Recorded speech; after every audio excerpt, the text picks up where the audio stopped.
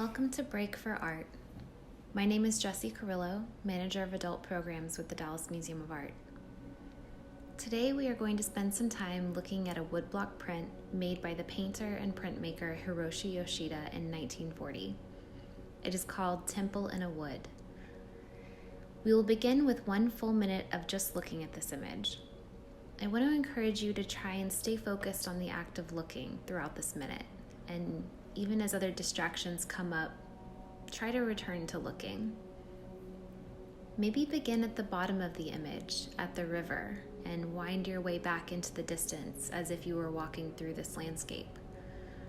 Or begin at the sky and imagine the winding path that a leaf might take through this scene as it falls from one of the tall trees down to the forest floor. After looking for 1 minute, we will zoom in on a few points of interest in the print. While you're looking, consider, does this work of art remind you of something you have seen before or an experience that you have had? How does this work of art make you feel? And what questions do you have about it?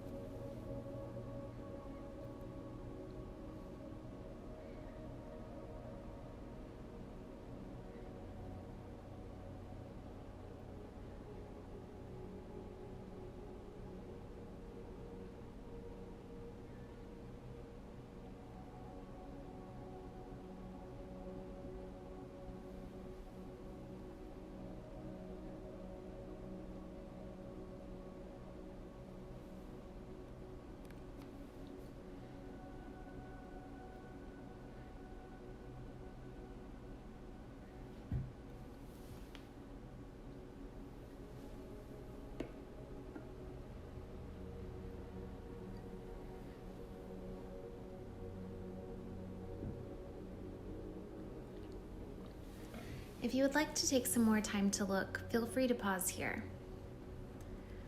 Let's unpack what we're seeing in this scene. We seem to be looking at a clearing in the trees, and there's a sense that the artist just kind of happened upon this place. The scene is framed by the stream on the bottom border and the trees on all 3 of the other borders. From our vantage point, the stream physically separates us from the clearing, which adds to the remote quality of this place. Let's look at a few more details. We see a group of deer searching for food around a small temple. This modest temple is evidence of human presence, but we don't actually see any people. The architecture of the temple is echoed by a natural form of architecture, this rock formation in the background on the left side of the print.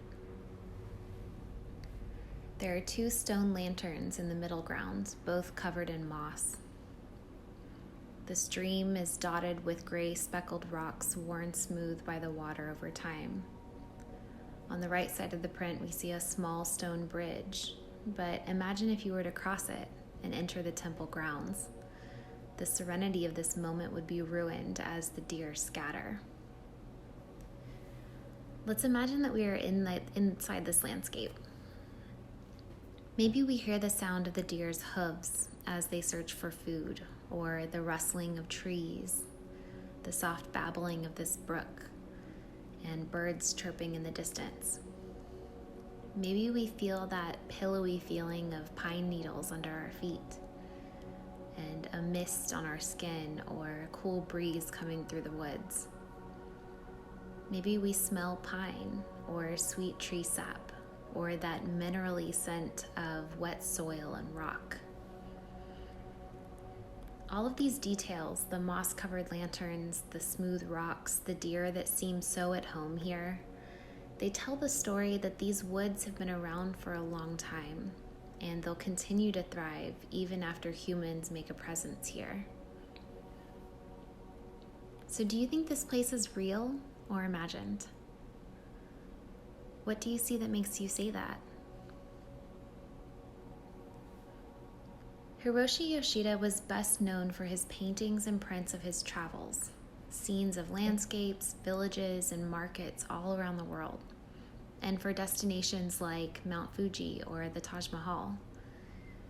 His work captures the experience of actually being in these places, often with people bustling around doing the work of their daily lives or fellow tourists visiting these famous sites. He would paint in watercolor first, and then make woodblock prints later that could be reproduced and sold in large quantities. It's difficult to tell in a virtual context, but this work of art is about 9 inches by 16 inches. So kind of on a scale for personal use or display in even the smallest of spaces. Prints like this were incredibly popular because they were inexpensive. So even people with a modest income could have a beautiful scene of a place that they might like to visit one day. Tranquility and beauty were considered hallmark qualities of Yoshida's work. Is there a certain detail of this scene that makes you feel a sense of tranquility?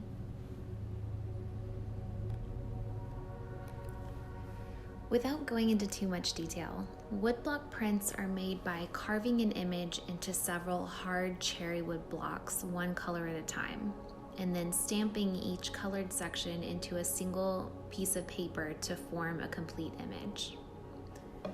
That means that a lot of time and intention and work goes into how prints are colored. So we're going to spend our last few minutes looking closely at some of the color choices that Yoshida made. Traditionally, Japanese woodblock prints have muted colors because the artist used natural pigments made from plants or minerals. But sometimes Yoshida used bright, vivid colors in his prints. Here are a few of the most prominent colors in this work of art. How would you describe them? Knowing now how this print was made, take a moment to track one color throughout the entire scene. I'm always drawn to this medium blue-green of the stream and that rock formation that we saw earlier, and the distant trees way in the background. Something I find beautiful about this object is the way that Yoshida has captured the quality of light that you would actually find in a clearing in the woods. Notice how the scene isn't in direct, bright sunlight, but it isn't really in shadow either. Instead, he creates a sense that the daylight is being filtered through the trees. Look at the bits of sky peeking through the trees at the top of the print. This off-white, almost yellowed color of the sky is actually the color of the bare paper.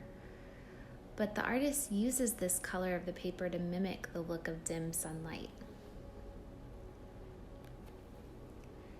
Yoshida completed some of his training in Europe, so his work reflects that artistic tradition as well as that of Japan. Like the French Impressionists did several decades before him, Yoshida was interested in reproducing the same scene over and over, but at different times of day.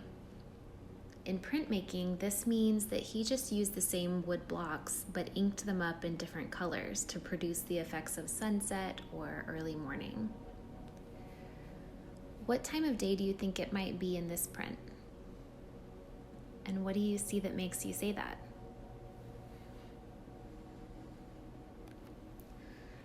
Notice that the artist chose to render some man-made elements and natural elements in the same color. For example, this dark brown-gray of the trees in the foreground are the same color as the roof of the temple, or the tan fur of the deer match the patchwork of the temple's foundation. These choices reinforce the idea of nature and humanity interacting in this place.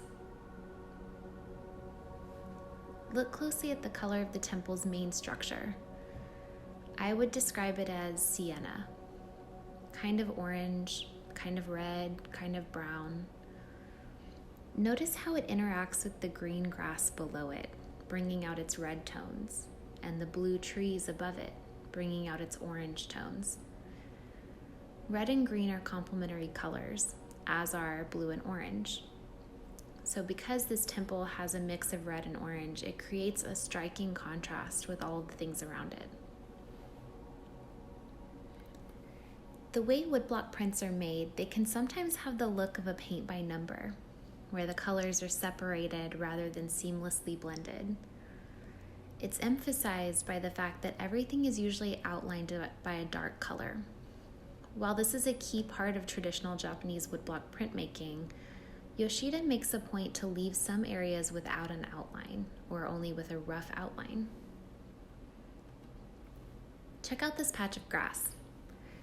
We can see some dark outlines in some areas, but in other areas, he switches between light and dark shades of green without outlining them.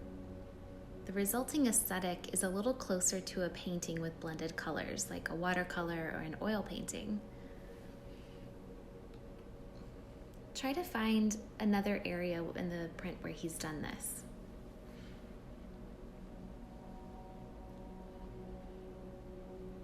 Let's look at another example. Look at this wash of blue, light blue that makes up the trees in the background. They're kind of haphazardly outlined instead of the tight outline that we see in other areas of the print. In this section, it looks like he's mimicking the aesthetic of a watercolor painting. As I mentioned, many of his prints are actually based on watercolors that he's made.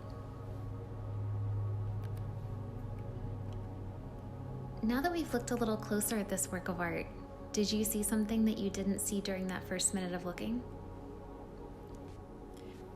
I hope you enjoyed the time we spent with Temple in a Wood. To see more of Hiroshi Yoshida's prints, visit the DMA's online collection and search by his name. We hope to see you soon at the museum.